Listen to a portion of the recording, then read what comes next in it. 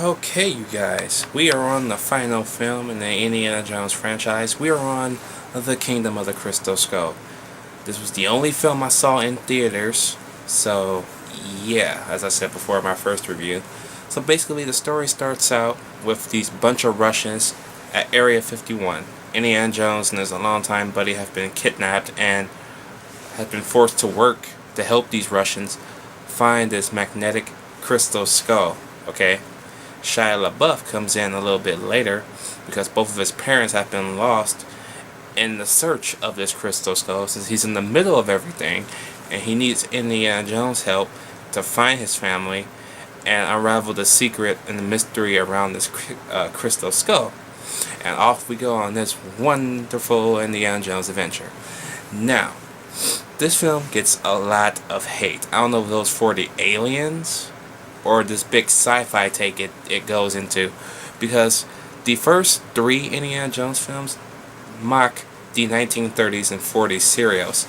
This Indiana Jones mocks the 1950s alien invasion movies and B movies. So everybody was complaining, I don't know if it was for the aliens or for this tone that it took. But you know what? That's how you have to go into it. You have to go into it by what it's trying to do. And it was trying to mock the 1950s alien movies, just like the originals doing the serials and so forth. So I instantly got it, and I instantly liked the film, okay? I didn't see it as an alien invasion movie and stupid shit like this. I saw it as a good action adventure film.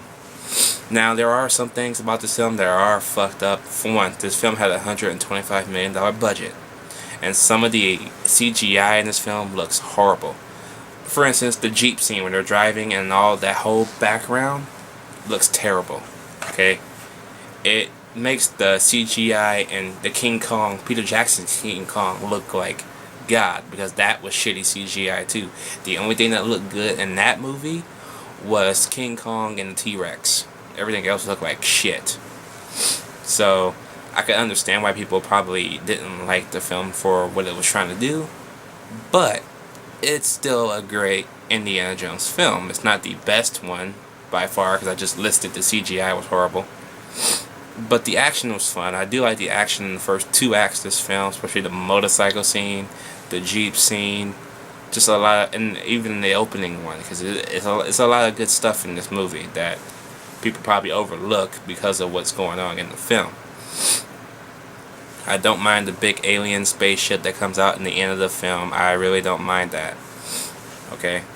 So, yeah. And I'm happy with this title, because the original title was going to be Indiana Jones and the Flying Saucer Men, or something. I mean, something like that. It was something like that. I have to look it up again, but that would have been a horrible title. So, Kingdom of the Crystal Skull is a lot better. And for all it's worth, I'm giving Kingdom of the Crystal Skull a B+. I thoroughly enjoyed it. It has its little flaws, but it's not terrible. Okay, it doesn't make the rest of the movies terrible. Like people keep saying, Die Hard is not Die Hard. Die Hard is still Die Hard. It don't matter if A Good Day of Die Hard was not to your liking. It was to my liking, and I enjoyed it. And it's still a Die Hard film to me, as this is an Indiana Jones film still to me. A lot of people say, this is not Indiana Jones. Screw off. This is Indiana Jones. Don't like it? Don't watch it. Okay? So, let me know what you guys think about Indiana Jones and the Kingdom of the Crystal Skull down below. Did y'all like it? Did y'all hate it? What was your best part about this film? And are you ready for Indy 5? Hopefully, yes, and we will get one. Come on, Lucasfilm. Come on, Disney. We're waiting. So, yeah. That's all for the reviews of Indy.